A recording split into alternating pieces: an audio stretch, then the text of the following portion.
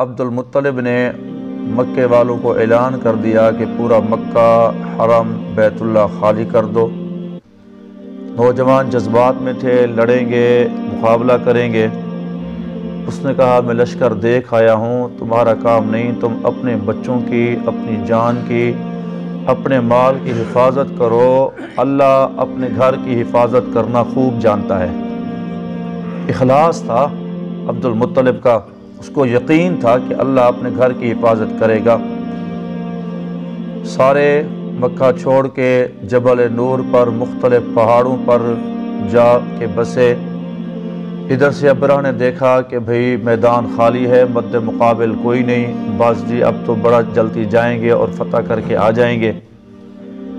جب یہ چلنے لگا تو نفیل نامی ایک آدمی تھا جو ان کو راستہ دکھا رہا تھا۔ محمود کے کان میں اس نے کہہ دیا خیال کرنا یہ شہر حرم ہے، اللہ کے گھر ہے، اور اللہ کا گھر جہاں پر ہے وہاں پر تیرا جانا خطرے سے خالی نہیں، اللہ اپنے گھر کی حفاظت کرتا ہے، لہذا تو یہاں سے ہٹ جائے تو بچ جائے گا۔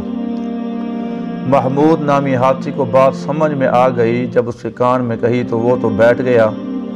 اس کے سر پہ کدالیں ماری گئی، کوڑے مارے گئے، نیزے مارے گئے، تیر مارے گئے۔ اس نے کہا میں بیت اللہ کی طرف نہیں چلوں گا، باقی جس طرف کو چلاؤ میں چل پڑوں گا۔ یہی وجہ ہے کہ 60,000 بندوں میں سے 12 ہاتھیوں میں سے صرف اور صرف جو بچا تھا وہ محمود نامی ہاتھی کو اللہ نے محفوظ فرمایا تھا، محمود نامی ہاتھی بچا تھا۔ باقی جیسے آگے بڑھے واقعہ آپ سن چکے ہیں۔ بڑھتے ہی اللہ تبارک و تعالی نے سمندروں سے ابابیل، یا یوں سمجھیں کہ پرندوں کو بھیجا، جس کا اللہ نے اس آیت میں ذکر فرمایا وَأَرْسَلَ عَلَيْهِمْ طَيْرًا أَبَابِيل۔ طائر کی جمع پرندوں کو کہا جاتا ہے، اور ابابیل کا معنی ہوتا ہے غول در غول، جماعت در جماعت۔ سبز اور کالے رنگ کے پرندے سمندروں سے آتے ہوئے دکھائی دے۔ اس سے پہلے بھی کسی مکے والے نے اس جیسا پرندہ نہیں دیکھا، اس کے بعد بھی کسی نے اس جیسا پرندہ نہیں دیکھا۔ یہ جو ہم نے چڑیوں کے نام رکھے ہیں، یہ ابابیل ہے، ابابیل ہے، یہ وہ اس وقت آئے تھے، پھر کبھی کسی نے ان کو ابابیل کو دیکھا نہیں، ان پرندوں کو۔ وہ آئے اور ان کے جو جسم تھے وہ کبوتر سے تھوڑے چھوٹے تھے، کالے اور سبز رنگ کے پرندے تھے۔ ان کے پنجے زرد رنگ کے تھے اور ان کی شکل کتے کے پنجوں جیسی تھی۔ ان پنجوں کے اندر 2 دانے، ایک ایک پنجے میں 1 دانہ تھا، مسور کی دال یا چنے کی مقدار کے برابر چھوٹے چھوٹے پنجوں کے اندر پھنسائے ہوئے تھے۔ جیسے چھوٹی مٹی ہم گارا گھومتے ہیں پھر اس کو بٹھے میں پکاتے ہیں تو پکی مٹی بن جاتی ہے، وہ بھی سجیل پکی بن گئی تھی، پکائی ہوئی مٹی کے چھوٹے چھوٹے کنکر تھے۔ ایک ایک ان کی چونچ کے اندر تھا، چونچ ان کی عام پرندوں کی طرح تھی، کچھ لمبی تھی، اور ان کے جو منہ تھے وہ درندوں کی شکل کے تھے۔ وہ وہاں سے آئے، اور سجیل کا ایک معنی سجل سے ہے، ایک معنی ہوتا ہے لکھے ہوئے پتھر۔ ہر پتھر کے اوپر جس کافر پہ برسنا تھا اس کافر کا نام اس پتھر کے اوپر اللہ نے لکھ کے بھیجا تھا۔ اب اس چھوٹے سے مسور کے دانے کے برابر پتھر میں کیا حیثیت، کیا طاقت ہے؟ اللہ تبارک و تعالی ہی ہے جو پتھر کو گولی کی طاقت دے سکتے ہیں۔ وہ آئے اور انہوں نے صرف اوپر سے پھینکے، اور ان کے پھینکتے ہی پہلا ہاتھی جو آگے ہاتھیوں کو رکھا ہوا تھا ہاتھی کے سر پہ لگا، نیچے سے نکل گیا۔ تو وہ ہاتھی جب دھڑام سے نیچے گرا تو باقی ہاتھیوں نے ادھر ادھر دوڑنا شروع کر دیا، بجائے آگے بڑھنے کے پیچھے کا رخ کر لیا۔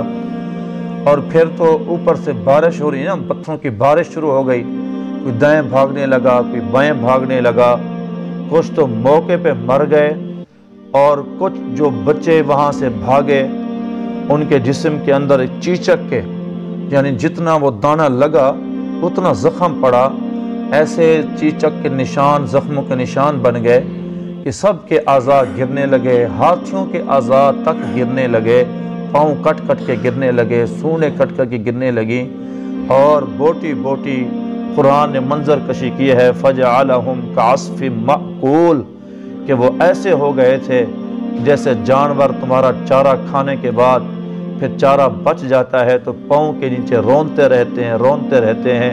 اب یہ کھائے ہوئے بھس، اگلے ہوئے بھس چارے کو بعض اوقات اگل کے باہر پھینک دیتے ہیں، اس کی کوئی حیثیت نہیں ہوتی۔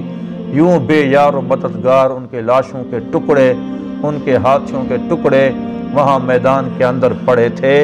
اللہ تبارک و تعالی نے ہمیں یہ سنایا کہ ان تنصر اللہ ینصرکم، اخلاص شرط ہے۔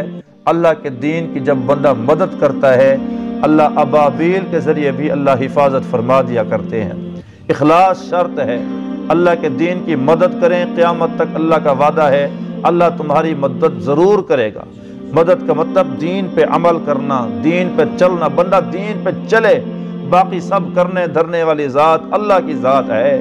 آپ نے سنا ہے نا، یعنی 2 مہینے مسلسل عبداللہ بن مبارک رحمت اللہ علیہ مصر کے علاقوں میں 2 مہینے ہو گئے مسلسل فتح نہیں ہو رہی، پریشان ہیں، قلعہ فتح نہیں ہو رہا، بڑی پریشانی ہے۔ 2 مہینے کے بعد خواب میں نبی کریم رؤوف الرحیم صلی اللہ علیہ وسلم کو دیکھا۔ اللہ کے نبی نے فرمایا عبداللہ بڑے پریشان ہو؟ اللہ کے نبی پریشان ہوں، 1 سال علیم تعلم کا کام کرتے تھے، 1 سال حج کے لیے جاتے تھے، 1 سال جہاد کے لیے جاتے تھے، کہ اللہ کے نبی 2 مہینے ہو گئے قلعہ فتح نہیں ہو رہا۔ محبوب کریم صلی اللہ علیہ وسلم نے فرمایا کل ایسا کرنا، مسواک والا وضو کرنا، اللہ ضرور فتح عطا فرمائیں گے۔ صبح اٹھے تو سارے مجمع کو حکم فرما دیا غازیو سارے مسواک بناؤ، کافی عرصے سے مسواک کی سنت چوک رہی ہے۔ سب نے مسواک بنایا، مسواک کیا۔ مسواک کرتے ہی جب لوگوں نے روح اوپر سے دیکھا نا قلعے سے کافروں نے کہ یہ آج اچانک تلواریں انہوں نے رکھ دی ہیں، تیر رکھ دیے ہیں اور لکڑی کے مسواک سے اپنے دانت تیز کر رہے ہیں، انہوں نے آواز لگائی بھئی آدم خور آ گئے، آج یہ اپنے دانت تیز کر رہے ہیں تو میں کچا چبا کے کھائیں گے۔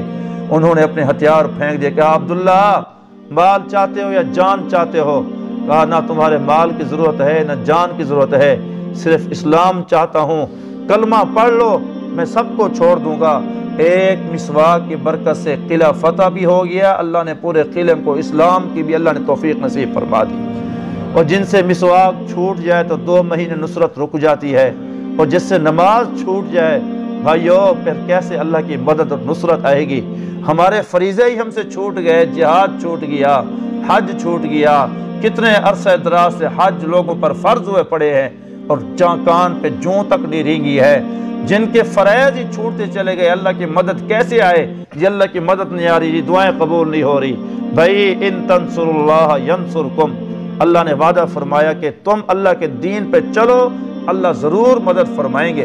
صحابہ کرام نے اللہ کے دین کی مدد کی ہے، کس کس کی داستان ہر ایک ہی نرالا ہے۔ سیدنا عاصم رضی اللہ تعالی عنہ بدر کے اندر لڑے تھے زبردست قسم کے، پھر بعد میں قصہ مختصر ان کو کافروں نے پکڑا تھا، انہوں نے بڑی کوشش کی، تیر اندازی بہت زبردست کرتے تھے، کافروں نے کہا تھا ہمارے حوالے ہو جاؤ، اپنے آپ کو ہتھیار پھینک دو، انہوں نے کہا میں جیتے جی ہتھیار پھینک کے مشرکوں کے حوالے اپنی جان نہیں کروں گا۔ انہوں نے اللہ سے دعا مانگی یا اللہ جیتے جی مجھے مشرکوں سے محفوظ فرمانا، مرنے کے بعد میری لاش کو مشرکوں سے محفوظ فرمانا۔ لڑتے لڑتے لڑتے شہید ہو گئے، اور کافروں نے کہا اس کی لاش کو ضرور اٹھانا ہے کہ اس کے کافروں کا ایک بندہ بدر کے اندر حضرت عاصم نے مارا تھا، اس کے وارثوں نے منت مانی تھی کہ ہم حضرت عاصم کو شہید کر کے اس کی کھوپڑی کو خالی کر کے اس کے اندر شراب پئیں گے، کہا اس بندے کو اس کی کھوپڑی بیچنی ہے، اس کا سر کاٹنا ہے۔ یہ سارے گئے، اللہ تبارک و تعالی نے بھیڑ نہیں ہوتے ڈیمبو ڈیمبو زبور، یہ بھیڑ کو اللہ تعالی نے حفاظت کے لیے بھیج دیا، بھیڑ کو کافی بھیڑ آئے، حضرت عاصم کی لاش کا پہرا دینے لگے۔ ان تنصر اللہ ینصرکم، اللہ کے دین کی مدد کرو اللہ بھیڑ سے بھی تمہاری لاشوں کی حفاظت فرمائے گا۔ سارا دن کوشش کرتے رہے، جب جیتے تو جاتے ان کے قریب تو بھیڑ ان کو ڈستے، بھیڑ ان کو ڈنگ مارتے، یہ پھر بھاگ جاتے، سارا دن کوشش کرتے رہے۔ شام ہو گئی، کہا لاش کو تو ہر صورت لینا ہے بھئی، پھر رات کو یہ بھیڑ چھوڑ کے چلے جائیں گے، پھر رات کو جائیں گے حضرت عاصم کی لاش کو اٹھائیں گے۔ رات کو اللہ تبارک و تعالیٰ نے تیز بارش، تیز ہوا بھیجی، اور وہ ایسی بارش اور ہوا پانی کے اندر تیرتی تیرتی تیرتی خود بخود قبر کے اندر پہنچی۔ اللہ نے اوپر سے مٹی دلوائی، صبح کو گئے تو لاش کا نام و نشان نہیں تھا۔ اللہ نے جیتے جی بھی حفاظت فرمائی، مرنے کے بعد صحابہ کرام کی اللہ نے یوں حفاظت فرمائی ہے، ان تنصر اللہ ینصرکم، یہ اللہ کے وعدے ہیں، ہمارے ساتھ کیوں پورے نہیں ہیں؟ ہم دین پہ چلے نہیں ہیں، ہمارے لوگوں کے مسواک چھوٹ جائیں، 2 مہینے نصرت رک جائے، ہماری نماز 5 نمازیں، 8 نمازیں، شادی ہوتی ہے تو کتنی نمازیں ہماری چھوٹ جاتی ہیں، فوت کی ہوتی ہے تو کتنی نمازیں ہماری چھوٹ جاتی ہیں۔ بیوٹی پارلر والی خواتین سے کہا کریں، مسائل سمجھایا کریں، اس کو بتایا کریں کہ جب وہ دلہن کو تیار کرے تو پہلا کام اس کا یہ ہے کہ دلہن کو وضو کروائے، تاکہ میک اپ کے بعد وہ میک اپ اترنے کے ڈر سے نماز نہ چھوڑے کہ اب نماز کا ٹائم ہو تو بھی میں وضو کروں گی تو میک اپ اتر جائے گا، وہ بیٹھی رہتی ہے، پھر وہ بیٹھی رہتی ہے، پھر وہ کتنی نمازیں اس کی ضائع ہو جاتی ہیں۔ بے نمازی عورت کے ساتھ نکاح ہوا جس کی بنیادی بے نمازی پر ہے، اس کی نکاح میں کیا برکتیں ہوں گی بھائی؟ ایسی بچیوں کو پہلے وضو کرایا کریں تاکہ وہ اپنی نمازوں کا ٹائم کو نماز ادا کرتی رہے۔ تو اللہ تعالیٰ نے فرمایا وَأَرْسَلَ عَلَيْهِمْ طَيْرًا أَبَابِيلَ، ہم نے ان کے اوپر جوق در جوق، غول در غول پرندوں کو بھیجا، ترمیہم بحجارۃ من سجیل، جو ان کے اوپر پھینکتے تھے پتھر پکے ہوئے، فجعلہم کعصف مأکول، اللہ تعالیٰ نے ان کو پھر عبرت کا نشان بنایا، کھائے ہوئے بھس کی طرح اللہ نے ان کو بنا دیا۔ عبد المطلب آیا، دیکھا تو مال پڑا ہے، منڈی پڑی ہے، درہم دنانیر، سونے چاندی کے سکے، اور جناب تلواریں اور تیر، اور کیا زرے ہیں اور کیا قیمتی خدیں، یہاں ڈھیر لگے۔ 60,000 جو بندہ تھا وہ سارا لیس ہو کے آیا تھا، جو پرندوں نے پتھر مارے تھے وہ ان کی جانوں کا نقصان، مالی نقصان نہیں ہوا، وہ جو سارا کچھ لے کے آئے تھے وہ وہاں میدان میں سارا پڑا ہوا تھا، سارا کا سارا۔ خواجہ عبد المطلب نے بلایا، آؤ بھائی نوجوانو، اللہ نے مال غنیمت نصیب فرمایا، جھولیاں بھری لوگوں نے سونے چاندی کی، جھولیاں نہیں۔ عبد المطلب نے 118 سال کی عمر، ایک روایت میں 136 سال کی عمر تک زندہ رہا، آخری دم تک جو گھر کے اندر سونا چاندی استعمال ہوتا رہا وہ وہی ابرا کے لشکر سے اکٹھا کیا ہوا مال تھا جو آخر دم تک کھاتا رہا۔ ایسا اللہ ہم سب کو دین پہ عمل پیرا ہونے کی توفیق نصیب فرمائے۔ وآخر دعوانا الحمدللہ رب العالمین۔ عمر میں، اولاد میں، صحت میں، رزق میں برکتیں نصیب فرما، سب کے رزق روزی میں دن دگنی رات چگنی ترقی نصیب فرما۔ یا اللہ اپنے دین متین پہ عمل پیرا ہونے کی توفیق نصیب فرما، دین متین کی عالی شان محنت کی خاطر دیر دور کے لیے قبول اور منظور فرما۔